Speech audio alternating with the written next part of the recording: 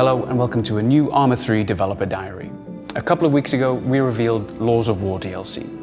And in this video we'd like to talk a bit more about the special package as we stand ready to release. So in this video we'd like to explore the theme of the DLC, talk a bit more about the content on offer, and think about what it means to offer a new perspective on the battlefield.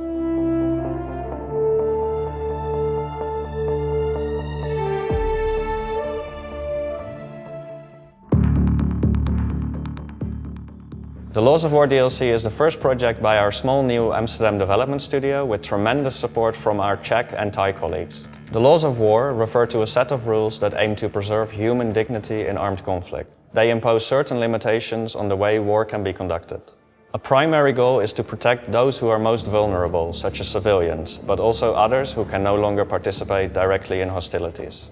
You might also know them as International Humanitarian Law, or IHL for short, or the Law of Armed Conflict, or Jus in Bello. The Geneva Conventions are perhaps the most well-known treaties. Really, it comes down to just a few basic rules of combat. The first is maybe the most obvious: only engage combatants or fighters.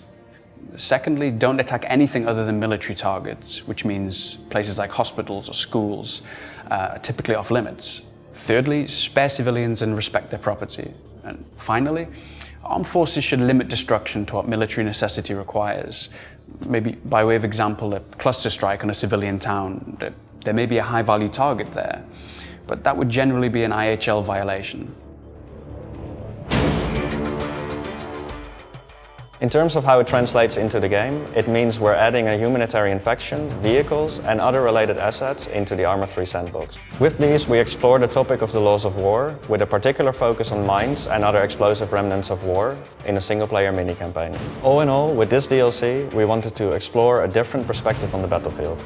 At the same time, we wanted to make sure our players and content creators have meaningful new additions that they can use and experience. And of course, we hope this will increase awareness of this complicated and critical aspect of warfare.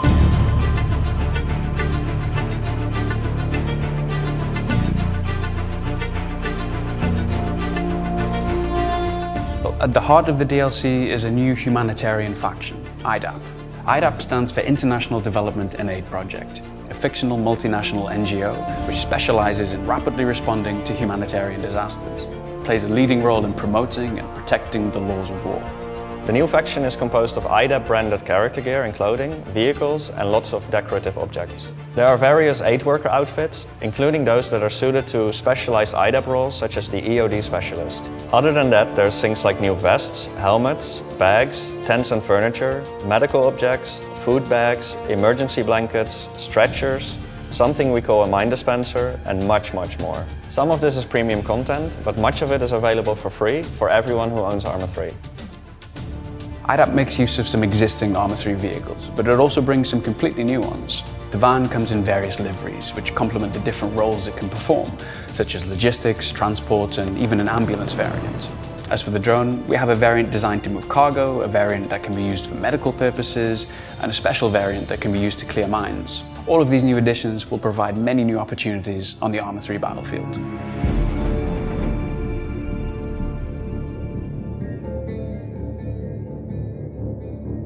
The Laws of War DLC is not just an asset pack, but it also includes a story-driven single-player mini-campaign. Here players take on the role of an IDAP explosive specialist, but you also get to explore various perspectives of fighting forces as well as civilians. One of the central themes in the campaign is the fundamental truth that actions have consequences.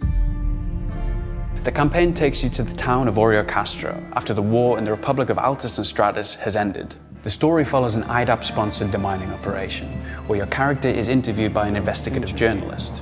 Had IDAP been particularly active in the area? Yeah. I mean, our project had a handful of camps spread across the country. At the same time, you're tasked with identifying and deactivating mines around the town. As you progress, you'll uncover what happened in the town of Orio Castro, experiencing events from the perspective of all sides, recollections which span multiple periods of time. That means we get to see things from IDAP's point of view, but it's also the civilians, the AAF, NATO, CSAT, and the FIA guerrillas. While you play the campaign, you will encounter various situations related to the laws of war, such as the distinction between a combatant and a non-combatant, and what is considered appropriate force in a certain situation. At the same time, we also want to show that things aren't always so black and white. And that one of the most difficult parts of war is to anticipate the consequences of your choices. We expect that most players will take around 4 to 5 hours to finish the campaign, depending on their playstyle. And we hope it helps people develop a deeper understanding of how war is conducted, as well as what the long-term implications of certain decisions can be. Besides the campaign, Laws of War DLC also brings with it 2 new showcases, which are available for free for everyone that owns Arma 3. One of the individual scenarios is Showcase IDAP, which serves as an introduction to the new IDAP faction.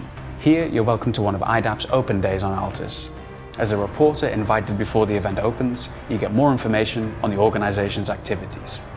This includes a demonstration of an information leaflet drop and a demining operation, and much more besides. In Showcase Laws of War, you are a soldier who takes part in an IHL workshop by IDAP. As part of this, you will do 3 virtual training sims. Each of these focus on a particular subject of the Laws of War. There's one that explains the distinction between combatants and non-combatants, while the other 2 focus on the use of close support strikes and mines.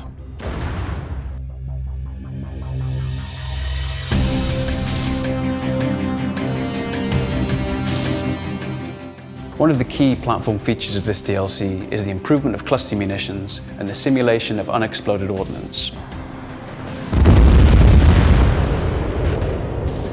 Cluster bombing is a highly destructive form of warfare. It has devastating effects. For this reason, their use in areas populated by civilians is generally a war crime. Aside from the fact that cluster strikes are not very precise and target a wide area, another problem is that some of the ordnance hitting the ground might not actually explode. This is referred to as UXO, which stands for Unexploded Ordnance. As you can imagine, UXO creates extremely dangerous situations, even long after a war may have come to an end.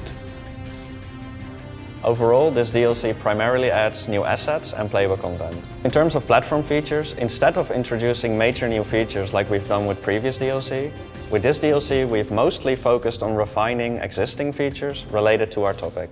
Another example of this are the improvements to the process of identifying and clearing mines and other explosives. This is now a more manual process that places greater emphasis on your mine detector tool.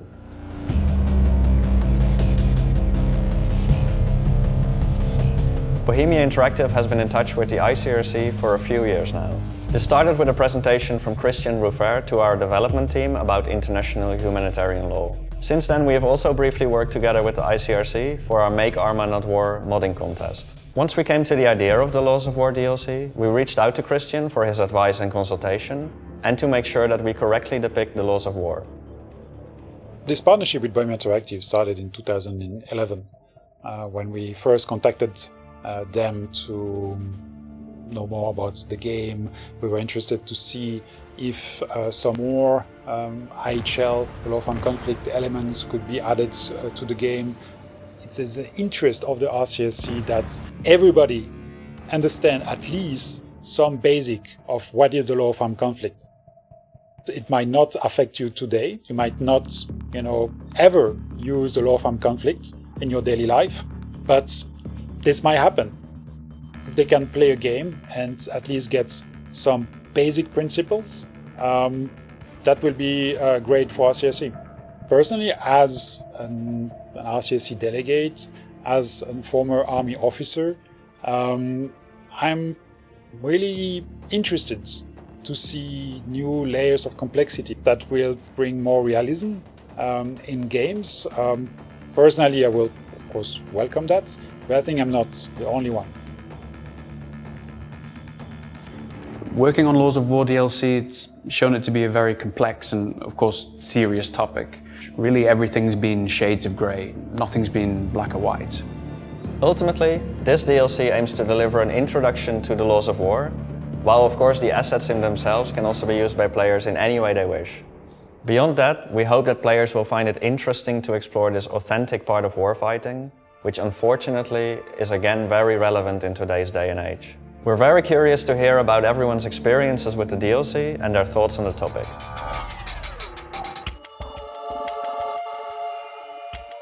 We hope this developer diary gives you a better idea of what to expect from this unique topic. If you'd like to experience it for yourself, the Laws of War DLC is now available on Steam and through the Bohemia store. We'd like to thank everyone that's been part of this development, and we're looking forward to hear what you think of the DLC. Bye for now.